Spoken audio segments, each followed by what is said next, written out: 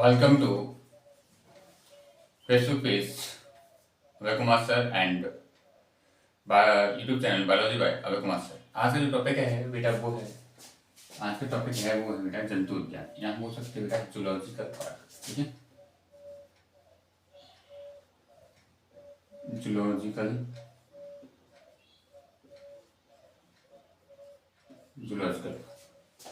Class 11th है। Zoological park क्या होते हैं मैं ये आपको बताने का प्रयास कर रहा हूँ और आप समझने का प्रयास कीजिएगा। सारी चीज़ें बारीकी से पढ़ रहे हैं, अच्छा लग रहा है, आगे पढ़िएगा। नाइट है इस समय, वीडियो आपको उसी टाइमिंग में नहीं है पर ये नाइट है। टाइमिंग में आपको बता दूँ, बज रहे हैं हमें मॉर्निंग के 4। ठीक है, मॉर्निंग के 4 बज रहे हैं पर ये शेड्यूल से वीडियो आ रही है। आप समझेंगे कि नहीं, शेड्यूल से वीडियो इसलिए थे, वो शेड्यूल के लिए मैं थे वीडियो बनाता रहता हूँ क्योंकि मैं आपको तुरंत प्रोवाइड नहीं कर पा। ठीक है, आ जाइए। जंतु उद्यान चारों ओर से 4 दीवारी या पौधों की झाड़ियां या प्राकृतिक पहाड़ियां द्वारा घिरे हुए स्थान कौन जंतु उद्यान। ये मान लेते हैं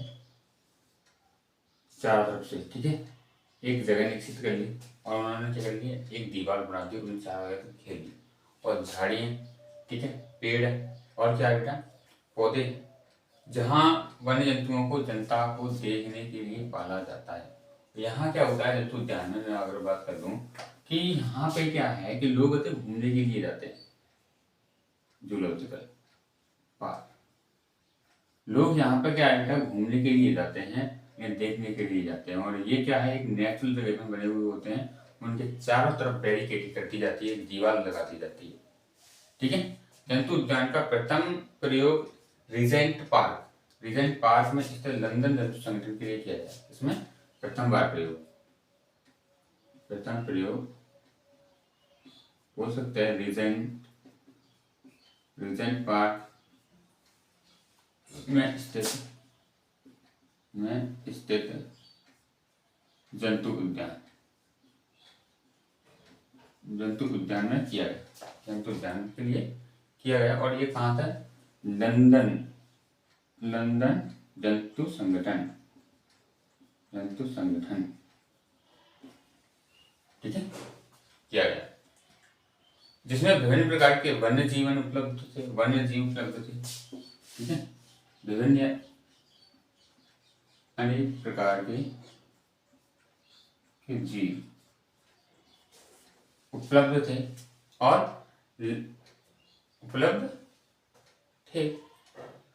संपूर्ण भारत में। अगर हम भारत की बात कर रहे हैं बेटा, संपूर्ण भारत में लगभग 400 कितने हो गए, 400 से अधिक जंतु उद्यान है। क्या बेटा, 400 से अधिक जंतु उद्यान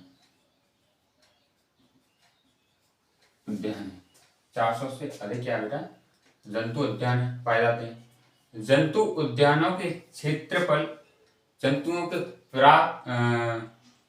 क्या बेटा प्रकार, विलुप्त जातियों की संख्या तथा दर्शकों की संख्या के आधार पर उन उद्यानों में अति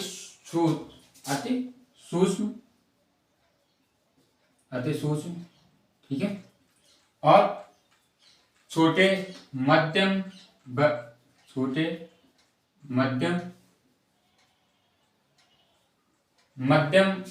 और लार्ज उद्यानों में विभाजित किए गए। लार्ज उद्यानों में विभाजित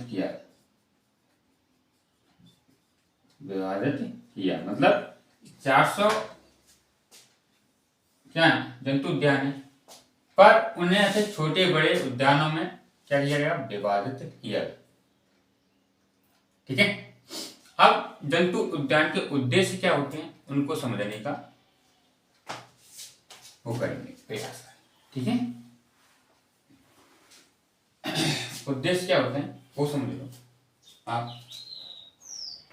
जंतु उद्यान का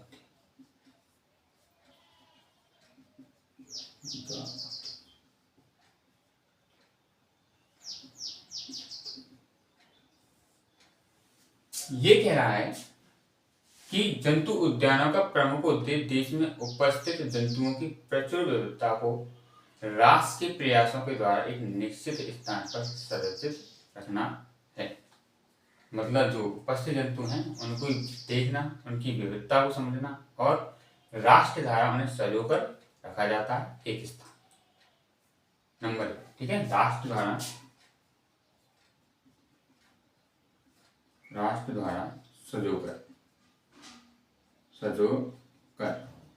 सजोकर मैं मतलब कहने का मेरा ये तात्पर्य है, सजोकर का मतलब मैं ये कह सकता हूँ, सजोकर का मतलब ये है कि उन्हें एक जगह कलेक्ट किया जाता है।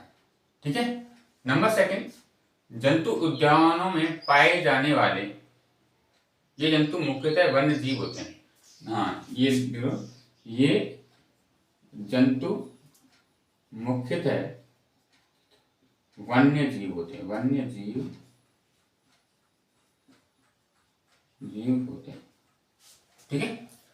जंतु उद्यानों में पाए जाने वाले इन वन्य जीवों के संरक्षण की योजनाओं के कार्यों को देखने और निर्देशन करने के लिए शीर्षस्थ सलाहकार एजेंसी के रूप में कौन काम कर रही है? भारतीय वन्य जीवन बोर्ड।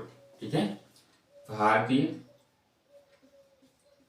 वन्य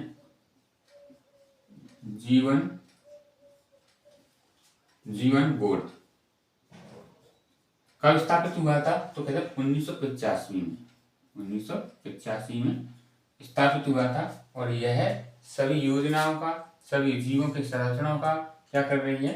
देखभाल कर रहा है यह संगठन। ठीक है, कौन सा?